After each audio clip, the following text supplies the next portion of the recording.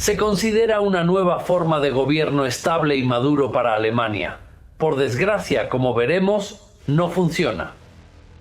El Tratado de Versalles fue muy visto por los alemanes como un tratado dictado. Por lo tanto, este sentido de que el ejército tal vez no habría perdido la guerra si hubieran tenido la oportunidad de ir al campo de batalla.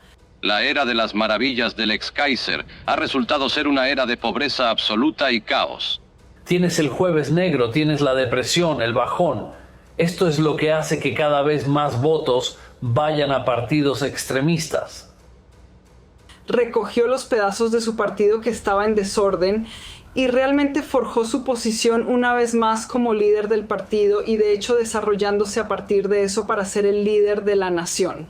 Los camisas pardas se convierten en un ejército, el ejército privado de un solo hombre. Un hombre que aspira a convertirse en dictador de Alemania, dictador de la propia Europa.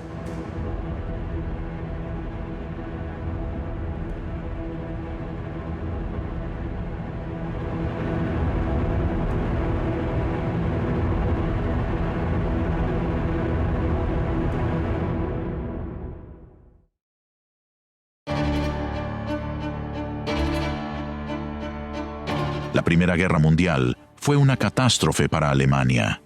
Las enormes bajas afectaron a la moral. La escasez y el hambre asolaron el frente interno. Y el 9 de noviembre de 1918, tras una serie de motines de marineros y soldados alemanes, el Kaiser abdicó y huyó del país. Al día siguiente, se anuncia un gobierno provisional, formado por miembros del Partido Socialista Democrático y del Partido Socialdemócrata Independiente de Alemania, que desplaza el poder de los militares.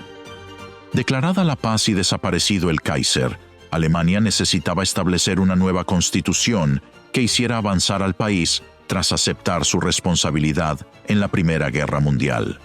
Se ha pasado efectivamente de una monarquía, con el Kaiser Wilhelm teniendo, ya sabes, un poder casi absoluto, a un mundo en el que los aliados están diciendo: escucha, ya sabes, necesitas tener una forma más liberal de gobierno como la que tenemos en Francia, Estados Unidos, Gran Bretaña. Y lo que los aliados piden es que los alemanes adopten una forma de democracia liberal.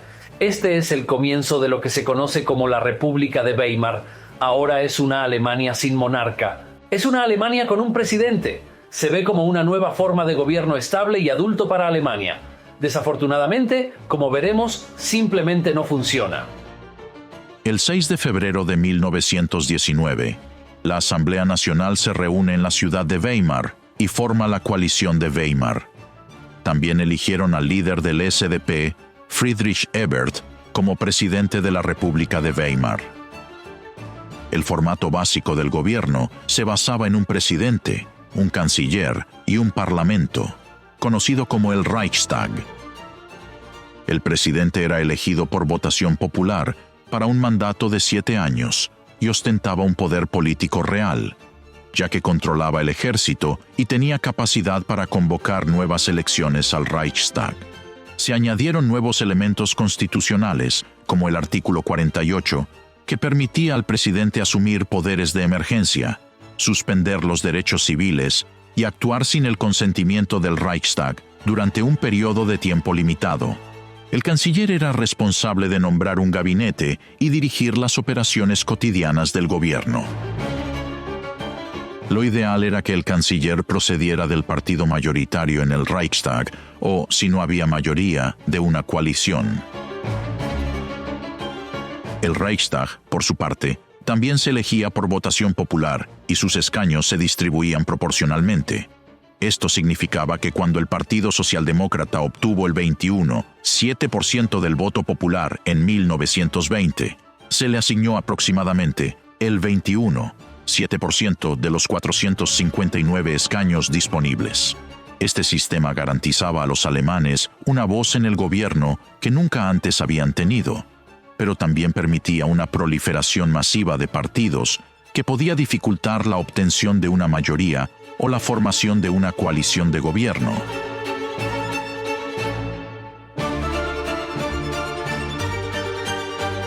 La cuestión más importante a la que se enfrentaba el gobierno eran los términos del Tratado de Paz.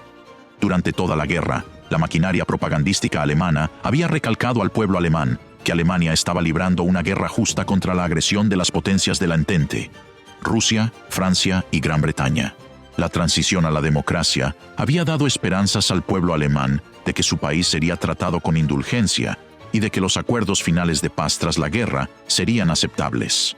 El 28 de junio de 1919 se firmó el Tratado de Versalles, que establecía las condiciones de paz entre los aliados vencedores y Alemania. La Primera Guerra Mundial tuvo un efecto absolutamente devastador en Alemania. La primera razón es que perdió la guerra. Ya sabes, si pierdes guerras, nunca terminas en un lugar particularmente feliz. Pero en realidad, la Primera Guerra Mundial fue particularmente castigadora. ¿Por qué? Porque los aliados se reunieron en el Palacio de Versalles para firmar lo que se conoció como el Tratado de Versalles. Ahora, en ese tratado, le quitaron mucho a Alemania. No se trataba solo de decir, has perdido, qué pena, sino de decir, has perdido y algo más. Lo que vamos a hacer es quitarles sus colonias. Vamos a quitaros algunos de vuestros yacimientos de carbón. Vamos a desmilitarizaros, así que vamos a despollaros de vuestro ejército y marina. No se les permite una fuerza aérea. Todos estos castigos masivos fueron infligidos a los alemanes, y luego, para hacerlo aún peor, los aliados dijeron, y tienes que pagar por la guerra. Esto se conoce como reparaciones, y en el dinero de hoy, que valía alrededor de 2 billón. Y había un gran problema. Alemania no tenía dinero. Así que, básicamente le estás pidiendo a un mendigo si te puede prestar o devolver 2 billones de dólares. Él no lo tiene, y Alemania ciertamente no lo tenía. Las reacciones del pueblo alemán fueron muy negativas. Hubo protestas en el Reichstag y en las calles. Además de la pérdida de tierras y colonias de ultramar, Alemania tuvo que enfrentarse a la humillación de aceptar la responsabilidad de la guerra, algo con lo que la opinión pública alemana no estaba de acuerdo. El Tratado de Versalles fue visto por los alemanes como un dictado. Por eso piensan que podrían haber ganado la guerra si hubieran tenido la oportunidad de luchar. Uno de los efectos de la Primera Guerra Mundial en Alemania fue polarizar por completo la vida política. Muchos soldados regresaron del frente pensando que la guerra había ido bien, pero de repente el gobierno de Berlín se rindió. ¿Por qué lo hizo? ¿Por qué el Kaiser los decepcionó? Así nació el mito de la puñalada por la espalda. La idea de que los valientes soldados en el frente no perdieron contra los aliados, sino que fueron traicionados por sus líderes en casa. Estos soldados formaron grupos militaristas conocidos como los Freikorps o Freikorps. A partir de esta ola de nacionalismo, ira y resentimiento, comenzaron a surgir pequeños partidos como el Partido Nazi. Entonces se asociaba al gobierno de Weimar con el fracaso en la Primera Guerra Mundial, ya que había firmado el Tratado de Versalles que había puesto fin a la guerra. Muchos nacionalistas creen que el gobierno había vendido a Alemania a sus enemigos, terminando la guerra demasiado pronto y permitiendo el control del país. Debido al descontento público con la República de Weimar, muchos ciudadanos alemanes miran hacia partidos radicales y extremistas que se oponían a la situación política de Alemania. A principios de los años 20 empieza a surgir un tipo de desarrollo en los diferentes partidos políticos. Por un lado está el crecimiento del Partido Comunista a la izquierda, mientras que en la derecha surge el Partido Nazi. Además, aparecen numerosos partidos pequeños con agendas extremadas y variadas. Algunos están a favor del Kaiser, otros en contra, algunos quieren democracia y hay quienes rechazan el comunismo o el fascismo. En Alemania se está produciendo una vorágine de políticas radicales, definidas y virulentas, un cóctel muy peligroso sin duda. Un partido en particular estaba empezando a surgir, el Partido Nazi. El Partido Nacional Socialista Obrero Alemán se había fundado en 1919 y promovía ideas radicales. Una teoría que el partido nazi había desarrollado era la teoría de la puñalada por la espalda, que se refería a la pérdida de la Primera Guerra Mundial y a quién tenía la culpa. Lo que cualquier movimiento extremista necesita es una especie de leyenda o una especie de mito o una especie de enemigo contra el que patalear. Y los nazis y Hitler crearon un montón de enemigos, algunos de los cuales eran enemigos de verdad, como los comunistas. Se podría decir que eran auténticos enemigos de los nazis, porque están en extremos diferentes del espectro político. Pero también lo que Hitler asusó y fomentó fue esta idea de que el soldado alemán que había luchado en la Primera Guerra Mundial había sido apuñalado por la espalda por sus amos políticos en Berlín. Y es por eso que la guerra se perdió. Y es por eso que Alemania se enfrentó a esta vergüenza de la derrota. Y así lo que Hitler está diciendo es, escucha, ya sabes, a los soldados, sus antiguos soldados, ya sabes, en realidad puedo revertir esto. No solo puedo, ya sabes, poner un rifle o una pala en la mano y hacer que se sientan orgullosos, pero también puedo conseguir a Alemania de nuevo su orgullo y su riqueza y su estatus en el mundo. Después de la Primera Guerra Mundial, en Alemania surgieron muchos problemas, tanto económicos como sociales. Los grupos extremistas de derecha, que eran numerosos y no se limitaban solo al partido nazi, sentían que el ejército había sido traicionado por otros sectores de la sociedad. Esta percepción dio lugar al mito del Dolchstoß, conocido como la puñalada por la espalda, según el cual aquellos criminales de noviembre que firmaron el Tratado de Versalles fueron responsables de la derrota alemana en la guerra. Aunque existían muchas variaciones diferentes de esta teoría, el partido nazi proclamaba que Alemania había sido traicionada por los del frente interno, lo que había llevado a la pérdida de la guerra en lugar de su derrota en el campo de batalla. Trasladando la culpa a lo que ellos denominaban los criminales de noviembre, Adolf Hitler y el partido nazi se tragaron el mito de que judíos y comunistas habían traicionado al país y llevado al poder a un gobierno de izquierdas que había querido tirar la toalla. Proporcionar al país un chivo expiatorio significaba que cada vez más personas apoyaban al partido nazi. Habían establecido al enemigo y tenían un plan completo de cómo iban a eliminarlo y hacer a Alemania grande de nuevo. Al culpar a los judíos de la derrota, Hitler había creado un enemigo estereotipado, alguien a quien señalar como culpable, y animó a los seguidores del partido a hacer lo mismo. Deshacerse de los judíos resolvería todos los problemas de Alemania, o al menos eso afirmaba. Con dificultades económicas y sin una forma de vida positiva, al pueblo alemán le gustaron las políticas que el partido nazi estaba esbozando, y el apoyo siguió creciendo.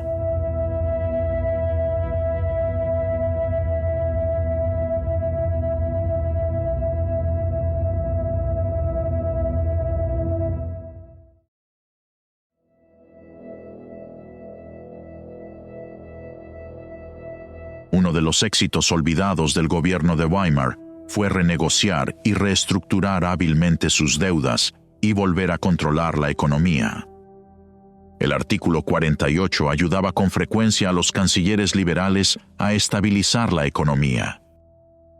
Sin embargo, los elevados pagos de las reparaciones y los costes de la guerra tuvieron consecuencias devastadoras. El coste de la vida en Alemania aumentó 12 veces entre 1914 y 1922, frente a 3 en Estados Unidos. El gobierno alemán se enfrentó al clásico dilema: recortar el gasto público para intentar equilibrar el presupuesto o aumentarlo para intentar reactivar la economía. Cuando el gobierno intentó pagar las reparaciones simplemente imprimiendo más dinero, el valor de la moneda alemana disminuyó rápidamente, provocando una hiperinflación. Los primeros años de la República de Weimar estuvieron plagados de problemas económicos, sociales y políticos. Hubo inflación, todo tipo de dificultades económicas que alcanzaron su punto álgido en 1923 con la hiperinflación. Así, es muy común la imagen de un alemán en la calle, literalmente cargando una carretilla llena de dinero para pagar un artículo cotidiano como una barra de pan. Por lo tanto, solo este sentido de la devaluación de la moneda y la hiperinflación provocada en este periodo. Hubo muchos problemas en los primeros años de la República de Weimar. En enero de 1920, el tipo de cambio era de 64,8 marcos por dólar. En noviembre de 1923, superaba ampliamente los 1.000 millones de marcos por $1. Este desastre económico también tuvo consecuencias sociales. Como Alemania no podía hacer frente al pago de las reparaciones, los ejércitos francés y belga invadieron la región rural de Alemania, principal zona industrial. Los franceses pretendían cobrar las reparaciones impagadas, por lo que se hicieron con el control de industrias y recursos naturales clave. El gobierno de Weimar ordenó a los trabajadores rurales que se declararan en huelga en lugar de ayudar a los franceses. La ocupación del Ruhr agravó la crisis económica de Alemania. Una de las cosas que más molesta a Hitler y a otros políticos como él es que los franceses se hayan apoderado del Ruhr. Ahora, sin el Ruhr ayuda a paralizar la economía de Alemania aún más y beneficia enormemente a la economía francesa. Es solo otra patada en los dientes para los alemanes que están pensando: hemos perdido el Ruhr, hemos perdido los yacimientos de carbón del Saar, hemos desmilitarizado Renania, hemos perdido nuestras colonias en China y África. Y tenemos que devolver muchos préstamos de guerra para lo que no tenemos dinero. Si lo miras, parece ser un completo desastre. Por supuesto, en eso se convirtió. Muchos alemanes que se consideraban de clase media se encontraron en la indigencia. Heinrich Brüning, que se convirtió en canciller en 1930, eligió la opción profundamente impopular de un programa de austeridad que recortaba el gasto y aquellos programas diseñados precisamente para ayudar a los más necesitados. Los precios se descontrolaron y mucha gente no podía permitirse vivir o sobrevivir. La pobreza estaba en su punto más alto.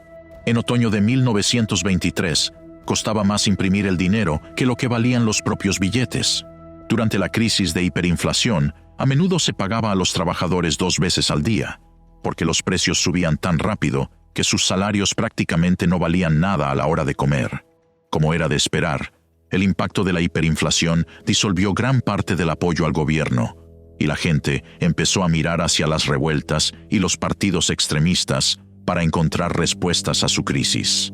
A medida que la moneda se hundía, también lo hacía la política de resistencia pasiva. Durante este tiempo, el partido nazi siguió aumentando sus apoyos.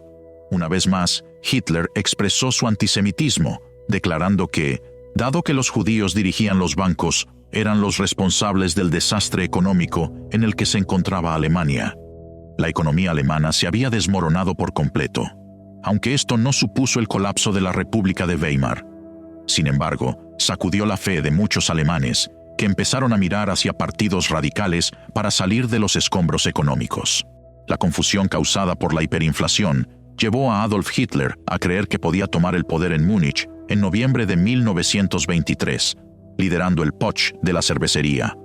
Sin embargo, el intento fracasó.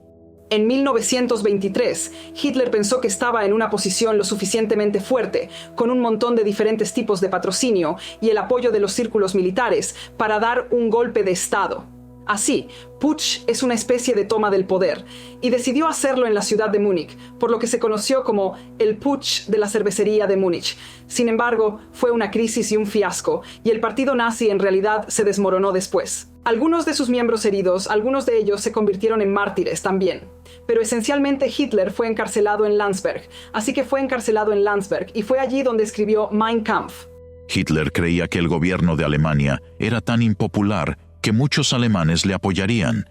Incluso planeaba una marcha sobre Berlín tras su éxito en Múnich. Hitler es detenido y juzgado por alta traición. Fue declarado culpable y condenado a 5 años de prisión. Esto parecía el final para Hitler y para el partido nazi. En abril de 1925, el antiguo veterano de guerra Paul von Hindenburg fue elegido presidente de Weimar. Hindenburg era instintivamente conservador y antisocialista. Es difícil imaginar una figura prusiana alemana más aristocrática y de la vieja escuela que el viejo Hindenburg. Ya sabes, parece el modelo de este tipo de presidente con bigotes, y él consideraba a Hitler como lo que Hitler era en la Primera Guerra Mundial, un pequeño cabo. Y eso es lo que mucha gente de la Junkerklasse de Hindenburg, como se llamaba, se refieren a Hitler como. Por lo tanto, cuando Hitler comienza a subir las escaleras del poder, cuando se acerca cada vez más a la cima y, de hecho, cuando se llega a la etapa en la que Hitler realmente va a tomar la Cancillería, Hindenburg todavía piensa: este hombre es el cabo pequeño, este hombre es alguien que nosotros los grandes aún podemos controlar. Pero lo que no saben es que básicamente han dejado entrar al animal más peligroso imaginable en su zoológico, y Hitler básicamente se va a comer vivos a todos, incluso a Hindenburg. No tienen defensa una vez que han dejado entrar a Hitler. Desde el principio de su presidencia, Hindenburg hizo uso de sus poderes presidenciales y por lo tanto tuvo una influencia mayor que la que nunca tuvo Ebert en la composición de los gobiernos de coalición. Dejó muy claro que no deseaba ninguna limitación a su poder presidencial. Un nuevo ministro de Asuntos Exteriores, Gustav Stresemann, dio nueva vida a la República de Weimar, aportando estabilización económica. Después de 1923 y hasta 1924, todo pareció calmarse un poco. Así, el periodo de 1924 a 1928 fue en su mayoría de progreso para el gobierno de Weimar, que tuvo la oportunidad de recuperar a Alemania. Por tanto en el ámbito nacional como en el de Europa, Alemania comenzó a ser considerada como una nación europea. Esta percepción de Alemania a nivel internacional fue cambiando a lo largo de la década de los años 20. Fue un periodo de mayor estabilidad y prosperidad, con numerosos avances en la sociedad alemana. Las mujeres pudieron votar por primera vez desde 1919 y también podían ser elegidas para el Parlamento. Se implementaron políticas progresistas en la educación y se produjo un florecimiento en las artes y la vida cultural, como el movimiento de la Bauhaus en arquitectura. Sin embargo, al mismo tiempo e interesantemente, el partido nazi estaba desarrollándose en un segundo plano. Durante estos años, el enfoque de atención popular estaba más centrado en disfrutar de la década de los años 20, con su estilo de vida en los cabarets y las mujeres tomando trabajos de oficina y mecanografía, trabajos glamorosos a los que antes no tenían acceso. A su vez, surgía una reacción conservadora y de derechas ante este tipo de progreso característico de la sociedad de Weimar. En resumen, fue un periodo sumamente interesante. Mientras tanto, los nazis estaban ocupados construyendo su partido, su propaganda y su imagen pública en segundo plano. Los pagos de las reparaciones continuaron y el Ruhr dejó de estar controlado por los franceses. Se estableció una nueva moneda, el Rentenmark, que devolvió el valor a la moneda. La industria se reactiva y el desempleo baja un poco. Stresemann pidió prestado dinero a EE-TUU para pagar reparaciones de guerra mediante el Plan Dawes. Logró que Alemania se uniera a la Sociedad de Naciones.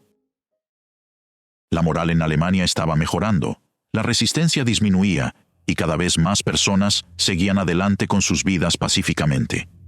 Sin embargo, en 1929, la quiebra de Wall Street en Estados Unidos volvió a afectar a la economía alemana, desencadenando el comienzo de la Gran Depresión. La recesión económica mundial creada por la Gran Depresión en Estados Unidos tuvo repercusiones devastadoras para la República de Weimar. Mientras el pánico se apoderaba de Wall Street, el gobierno estadounidense presionaba a sus antiguos aliados, Gran Bretaña y Francia, para que pagaran sus deudas de guerra. Al no disponer de dinero, Gran Bretaña y Francia presionaron a Alemania para que pagara más reparaciones, lo que provocó una depresión económica. Si le pides a alguien sin dinero que te pague una gran cantidad, realmente no podrá hacerlo. Tendrá que pedir prestado dinero a otra persona para devolvértelo. Esto es lo que sucede con Alemania. Estados Unidos otorga préstamos a Alemania para pagar las reparaciones de guerra a Estados Unidos, Gran Bretaña y Francia. Así se forma un ciclo de ingresos que viaja a través del Atlántico hacia Alemania, y parte de ese dinero termina retornando a Francia, Gran Bretaña y Estados Unidos. Esto podría funcionar bien si la economía mundial estuviese en buen estado, pero ¿qué sucede en 1929? Ocurre el Jueves Negro, se inicia la depresión y el índice de Wall Street se desploma. En cuestión de horas, la economía mundial se enfrenta a una de las peores depresiones que haya experimentado. Entonces, los estadounidenses deciden dejar de prestar dinero a Alemania y exigen la devolución de los préstamos otorgados. Los alemanes se ven en aprietos, ya que necesitan ese dinero para mantener su industria en funcionamiento. A su vez, Gran Bretaña, Francia y otros países también están preocupados porque necesitan estos mercados para vender sus productos. Todo comienza a colapsar. Esta situación tiene un efecto devastador incluso en naciones con sistemas políticos estables como Gran Bretaña y Estados Unidos. Sin embargo, en Alemania es mucho peor, ya que se suma la bancarrota con el extremismo político, un cóctel muy peligroso. Como resultado, cada vez más personas votan por partidos extremistas que afirman tener soluciones definitivas frente al fracaso de Weimar que los políticos tradicionales no tienen. Un factor crucial en el ascenso del nazismo fue la capacidad del partido para expandirse y proporcionar un hogar político a los descontentos con el Estado de Weimar. 2 meses después de que Adolf Hitler saliera de la cárcel, el partido nazi se restablecía y volvía a crecer en número. Las raíces del ascenso al poder de Adolf Hitler se encuentran en el desastre del crack económico de 1929 y la posterior depresión. El crack de Wall Street y el aumento del desempleo tuvieron el importante efecto de dividir aún más la política alemana. Durante los años de Weimar, los nazis estuvieron en un segundo plano, pero construyendo su perfil, su propaganda y su organización. Pero es realmente después de 1929, con el impacto de la caída de Wall Street y la Gran Depresión en Alemania, que el partido nazi realmente se hizo fuerte. Y realmente, a partir de ese momento, logró atraer a un gran número de votantes y simpatizantes.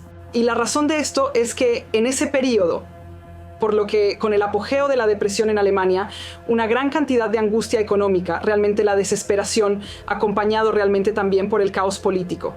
Así que la sucesión de gobiernos cortos, uno tras otro, incluido el gobierno de Gran Coalición, incapaz realmente de hacer frente a la crisis económica. El artículo 48, que era el decreto presidencial, se puso en marcha y se utilizó un buen número de veces en este periodo. Así que es una especie de sensación de que el funcionamiento normal del gobierno simplemente no estaba funcionando. Y entonces el uso del decreto presidencial, este tipo de uso de emergencia, siendo utilizado cada vez más a menudo, significa estas circunstancias políticas y económicas muy difíciles.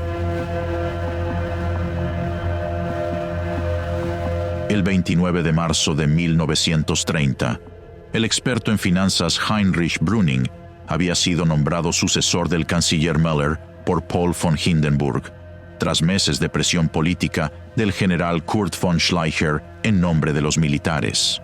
Se esperaba que el nuevo gobierno liderara un giro político hacia el conservadurismo basado en los poderes de emergencia otorgados al presidente por la Constitución, ya que no contaba con el apoyo mayoritario del Reichstag. La recesión económica duró hasta la segunda mitad de 1932, cuando aparecieron los primeros indicios de recuperación. Pero para entonces, la República de Weimar había perdido toda credibilidad ante la mayoría de los alemanes. El grueso de los capitalistas y terratenientes alemanes apoyó en un principio el experimento conservador, no porque Brüning les gustara personalmente, sino porque creían que los conservadores servirían mejor a sus intereses. Sin embargo, la masa de la clase obrera y también de la clase media se volvió contra Brüning. Más de los grandes capitalistas y terratenientes se declararon a favor de sus oponentes, en particular de Adolf Hitler. Después de que Hitler salió de prisión, reunió los restos de su partido y se consolidó nuevamente como líder, logrando incluso convertirse en el líder de la nación. Este culto al líder que lo rodeaba desde mediados de la década de 1920 se expandió a lo largo de todo el país una vez que llegó al poder. No cabe duda de que en ese momento, mediados de la década de 1920, fue una especie de reconstrucción del partido, buscando asegurarse de que estuviera bien organizado. De esta manera, organizó al partido en diferentes regiones, cada una con su propio líder regional o Gauleiter. También diseñó inteligentemente el partido horizontalmente, estableciendo diferentes organizaciones nazis en distintos sectores de la economía o de la profesión, como la Asociación de Maestros Nazis, la Asociación de Juristas Nazis, la Asociación de Médicos Nazis, así como asociaciones de estudiantes, grupos de mujeres y grupos juveniles. De esta manera hubo una acumulación masiva de apoyo al partido a mediados de la década de 1920, que luego, una vez que llegó la depresión, pudo manipular a su favor hasta que finalmente llegó al poder en 1933, aprovechando la sólida base de apoyo que ya se había establecido. Las elecciones generales al Reichstag del 14 de septiembre de 1930 dieron lugar a un enorme cambio político. El 18,3% de los votos fueron para los nazis, 5 veces más que en 1928. Esto tuvo consecuencias devastadoras para la República. La otra cosa importante es la magnitud de la desesperación económica, recordando que en el invierno de 1930 a 31 había 5 millones de desempleados en Alemania, aumentando a 6 millones en 1932. El desempleo es muy elevado. Hitler se presenta como líder que sacará a Alemania de esta grave crisis y la hará grande de nuevo. Ya no había mayoría en el Reichstag, ni siquiera para una gran coalición de partidos moderados, y eso animó a los partidarios de los nazis a sacar a relucir su reivindicación del poder con una violencia y un terror crecientes. A partir de 1930, la República se sumió cada vez más en un estado de guerra civil potencial. A finales de 1931, el conservadurismo como movimiento estaba muerto, y se acercaba el momento en que Hindenburg abandonaría a Brüning y llegaría a un acuerdo con Hitler.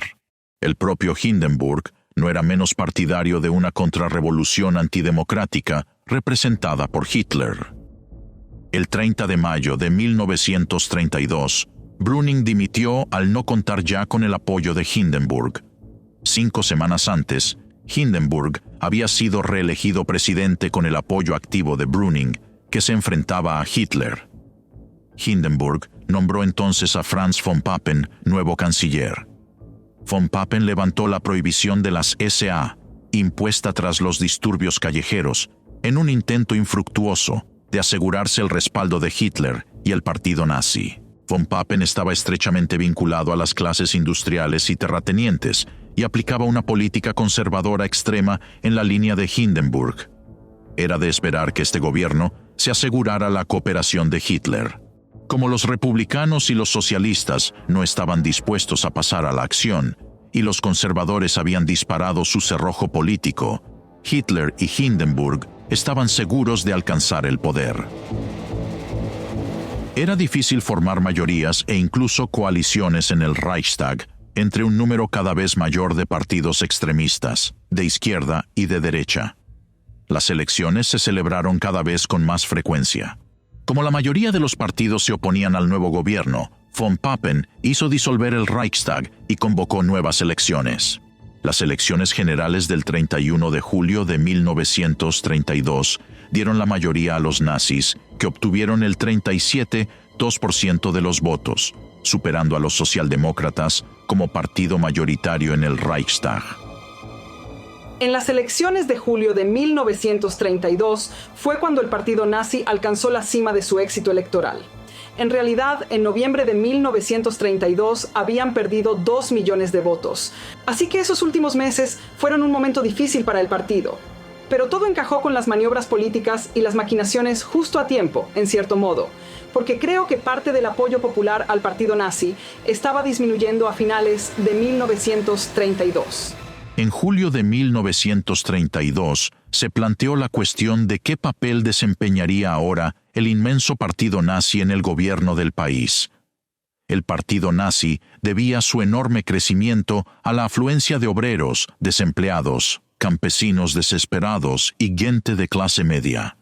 querían una Alemania renovada y una nueva organización de la sociedad alemana. Por ello, Hitler rechazó el ministerio bajo von Papen y exigió la Cancillería para sí mismo, pero fue rechazado por Hindenburg el 13 de agosto de 1932. Todavía no había mayoría en el Reichstag para ningún gobierno. En consecuencia, se disolvió el Reichstag y volvieron a celebrarse elecciones con la esperanza de que se lograra una mayoría estable.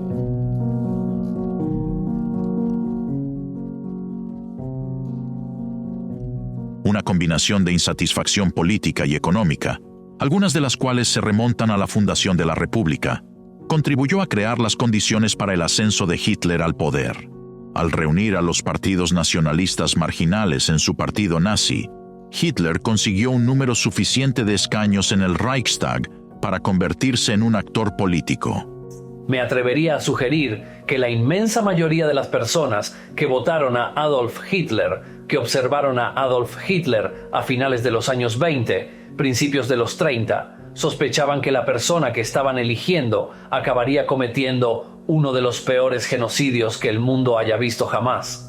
Sí, por supuesto sabían que era antisemita, pero entonces mucha gente en Europa y América y en otros lugares era antisemita. Era un prejuicio bastante común.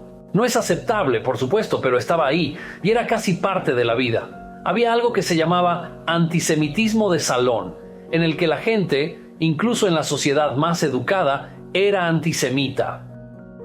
Pero la naturaleza antisemita del partido nazi no se ocultó, pero creo que nunca se tuvo la sensación de que desencadenaría el tipo de políticas que se produjeron durante la década de 1930 y, de hecho, por supuesto, durante la guerra y con el eventual genocidio o intento de genocidio de los judíos europeos. Si Hitler era antisemita, eso no era necesariamente un problema. Y por supuesto, que alguien sea racista no significa necesariamente que quiera ir por ahí asesinando gente. Así que creo que, ya sabes, Hitler sí, era desagradable en un gran número de maneras. Pero el votante medio en Alemania, antes de que los nazis llegaran al poder, parecía alguien que tenía algunas soluciones. Se veía como alguien que tenía vigor, juventud relativa, fuerza, voluntad. Esta importante palabra voluntad. Hitler se refiere al triunfo de la voluntad a menudo. Y así usted piensa, bueno, en realidad, Weimar en realidad no está haciendo mucho. Ya sabes, tienes a todos estos viejos demócratas inútiles que no hacen mucho. ¿Por qué no hacer a Alemania grande de nuevo? Finalmente, los conservadores, con la esperanza de controlarle y sacar provecho de su popularidad, le llevaron al gobierno. Sin embargo, Hitler utilizó los puntos débiles de la Constitución de Weimar, como el artículo 48, para subvertirla y asumir el poder dictatorial. En 1932, el partido nazi se convirtió en el mayor partido político del Parlamento. Son las elecciones de 1932, cuando los nazis consiguen 230 escaños en el Parlamento, las que hacen que todo el mundo se dé cuenta de que no se trata solo de un tipo de chusma, no se trata solo de un tipo al que se le da bien dar discursos y, ya sabes, oratoria salpicada de flema. Esto es algo más que eso, que este partido ha conseguido atractivo en todos los ámbitos. Es visto primero como una obra de toros, como una barrera contra el comunismo. Muchos alemanes han visto lo que ha sucedido en Rusia, convirtiéndose en la Unión Soviética, y temen, por eso, en gran medida. Pero otra cosa que Hitler también atrae no es solo el hombre de la calle, si se quiere. Lo que también ha hecho es tener un montón de reuniones muy secretas e importantes con los industriales alemanes. Y ha dicho a los capitanes de la industria, ya sabes, ha dicho a varios financieros, ya sabes, yo no soy una amenaza para ti. Yo no soy alguien que quiere tipo de destrozar las fábricas. Quiero trabajar con ustedes. Ya sabes, necesito su poder industrial. Todos necesitamos su poder industrial. Y lo que está haciendo es apelar tanto a ricos como a pobres. Así se ve que muchos de la clase de la vieja escuela Juncker tienen mucho respeto por el partido nazi. Y felizmente votan por él. Franz von Papen dimitió y el 3 de diciembre fue sucedido por el general von Schleicher como canciller. El audaz e infructuoso plan de Schleicher consistía en construir una mayoría en el Reichstag, uniendo a las alas izquierdistas sindicalistas de los distintos partidos, incluida la de los nazis liderada por Gregor Strasser. Tampoco tuvo éxito. Adolf Hitler aprendió de von Papen que el general no tenía autoridad para abolir el parlamento del Reichstag, mientras que cualquier mayoría de escaños sí la tenía. El gabinete, según una interpretación anterior del artículo 48, gobernaba sin un Reichstag en sesión, que solo podía votar su propia disolución. Hitler también se enteró de que todas las deudas nazis del pasado debían ser condonadas por las grandes empresas alemanas. Superado por von Papen y Hitler en los planes para el nuevo gabinete, y habiendo perdido la confianza de Hindenburg, Schleicher pidió nuevas elecciones. El 28 de enero, von Papen describió a Hitler ante Paul von Hindenburg como solo una parte minoritaria de un gobierno alternativo organizado por von Papen. El 30 de enero de 1933, Hindenburg aceptó la nueva coalición Papen nacionalista Hitler, en la que los nazis solo ocupaban 3 de los 11 escaños del gabinete. Por lo tanto, el propio Hindenburg no era aficionado a Hitler, lo consideraba como un advenedizo, no le gustaba ni confiaba en él. Pero creo que lo que es importante en este periodo, a principios de 1930, es que Hitler tiene este acceso a la alta sociedad de Berlín, a las personas que tienen influencia con el presidente. Y ellos, si no exactamente le prestan oídos, hacen el camino de Hitler hacia el liderazgo un poco más fácil de esa manera. Así que cuando llega enero de 1933 y Hindenburg ofrece a Hitler la Cancillería, porque no mucho antes había rechazado la vicecancillería. Por lo tanto, Hitler no tenía la segunda posición, quería la posición más alta. Así que cuando llegó enero de 1933 y Hindenburg le ofreció el cargo de canciller, ya había aceptado que así sería, porque quería utilizar el apoyo popular que tenía el partido nazi. Y de nuevo, creo que la otra cosa sobre Hindenburg y algunos de los otros más conservadores y el tipo de élites militares en la sociedad alemana, creo que pensaban que serían capaces de mantener a Hitler bajo control de alguna manera. Por lo tanto, era una especie de querer su pastel y comérselo, pero por supuesto no podían. Así que pensaron que podrían utilizar el apoyo masivo de Hitler y esta gran ola electoral, el tipo de apoyo popular del pueblo alemán a este partido. Así que querían aprovechar y utilizar eso, pero al mismo tiempo para aprovechar el lado más violento del partido o el tipo de lados más feos del partido y de alguna manera domar a Hitler. Existe la idea de que serían capaces de asimilarlo a lo que querían que fuera y domesticarlo de los peores excesos del partido. Hindenburg, a pesar de sus recelos sobre los objetivos de los nazis y sobre Hitler como persona, aceptó a regañadientes la teoría de von Papen de que, con el apoyo popular nazi en el ala, ahora se podía controlar a Hitler como canciller. Tras una breve lucha por el poder, Hitler fue nombrado canciller en enero de 1933. Sería el fin de la República de Weimar. Cuando Hitler es nombrado canciller en enero del 33, es muy tentador suponer, ya está en el poder, está totalmente en control. Hay que recordar que durante los primeros años de los nazis en el poder, nunca se sintieron realmente tan en el poder como hoy podemos pensar que son. Por supuesto, en el momento en que estalló la guerra, ya sabes, tenían el control absoluto de Alemania y de hecho otros lugares también. Pero en realidad, solo hay que mirar los diarios de gente como Goebbels, el ministro de propaganda, Albert Speer, que terminó convirtiéndose en el ministro de armamento. Gente así, para darse cuenta de que estaban muy preocupados. Y Hitler estaba muy preocupado por la opinión pública porque le preocupaba que si la opinión pública se volvía contra él, perdería el poder, como cualquier político convencional. Por lo tanto, a pesar de que había aprobado cosas como la ley habilitante, que le había dado poder absoluto y lo había hecho jefe de Estado, y le había dado enormes poderes para hacer lo que quisiera, todavía le preocupaba que el pueblo alemán, si ponía un pie en falso, se volviera contra él y lo echara.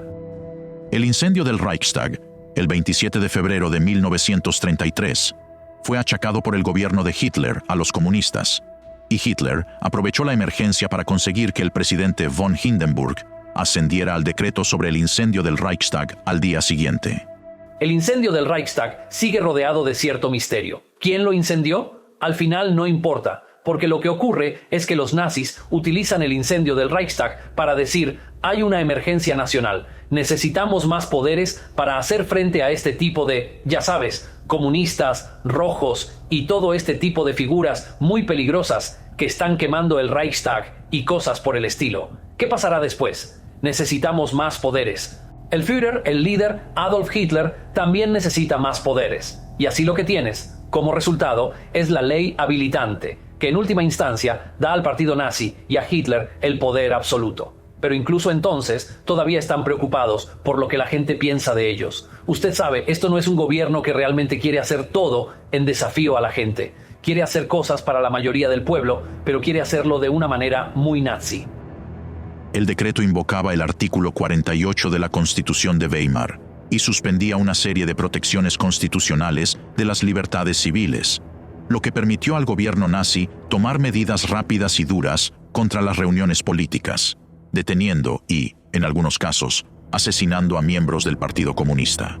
En pocas semanas, Hitler invocó el artículo 48 de la Constitución de Weimar para aplastar muchos derechos civiles y reprimir a los miembros del Partido Comunista. En marzo de 1933, Hitler introdujo la ley habilitante que le permitía aprobar leyes sin la aprobación del Parlamento o el presidente de Alemania. Esta ley otorgaría a Hitler y al partido nazi poderes dictatoriales ilimitados. Este proyecto de ley, que obtiene la mayoría necesaria de 2/3 con la ayuda del partido de centro, otorga plenos poderes legislativos al gabinete sin necesidad de que ascienda el Reichstag. Es la base formal del poder de Hitler durante el resto del Tercer Reich.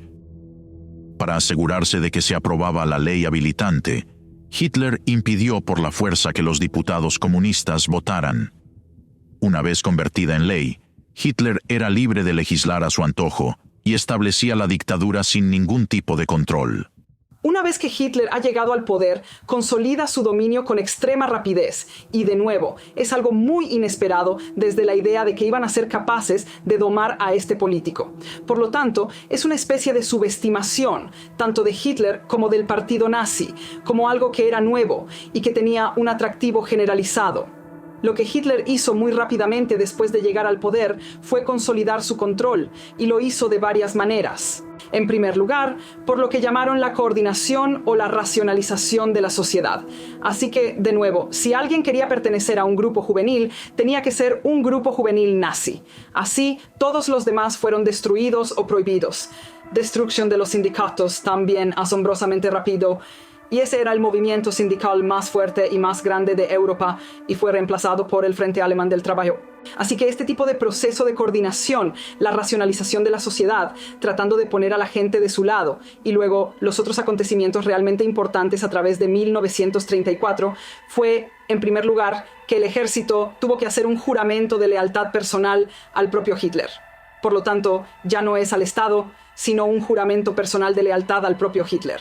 Y luego, por supuesto, cuando el presidente Hindenburg murió en agosto de 1934, es una especie de último tipo de elemento de restricción o control posible, ahora ha desaparecido.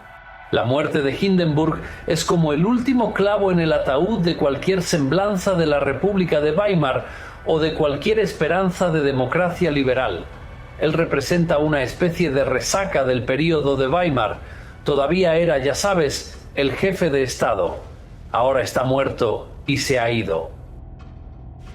Así que, después de todas las cosas que se han puesto en marcha, como la ley habilitante y otras políticas en esos primeros meses, los nazis llegaron al poder, por lo que ahora, después de la muerte de Hindenburg, la posición de Hitler es indiscutible. Ahora significa que un hombre puede asumir todos los roles principales por sí mismo. Ese hombre, por supuesto, es Adolf Hitler.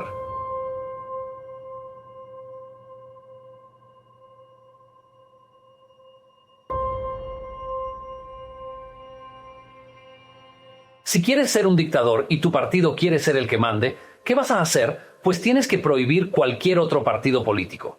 Y eso es lo que hace Hitler. ¿Qué otra cosa representa una mayor amenaza para el nazismo?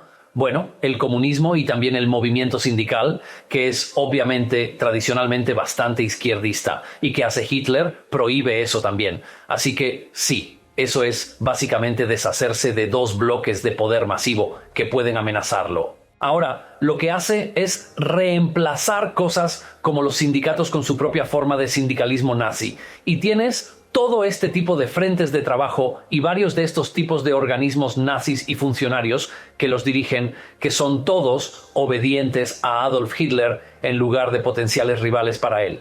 O ni siquiera representan otra forma de pensamiento político. Todo el mundo tiene que sentir y pensar de la misma manera. Esto se llama unirse. Esto se llama Gleichschaltung. Y esta es una parte realmente importante del tipo de sueño nazi, si se quiere. Todo el mundo marcha en la misma dirección, haciendo lo mismo juntos. Aquí no se fomenta el individualismo. Es el Führer, el canciller y el presidente, todo en uno. Por lo tanto, es el máximo poder y la máxima autoridad. El cambio en las tácticas y la organización políticas, a mediados de la década de 1920, permitió a Adolf Hitler y al partido nazi aprovechar la legislación y ganarse el apoyo de la opinión pública alemana. El colapso de la democracia y las circunstancias en las que Hitler fue nombrado canciller en 1933 allanaron el camino para una dictadura en Alemania, y el partido nazi consolidaría su poder, dando lugar a un estado totalitario. Al considerar a Adolf Hitler el salvador que Alemania necesitaba, el apoyo y el respaldo político que obtuvo le permitieron apoderarse de todo un país, sin que su pueblo fuera consciente de los horrores que estaban a punto de desencadenarse.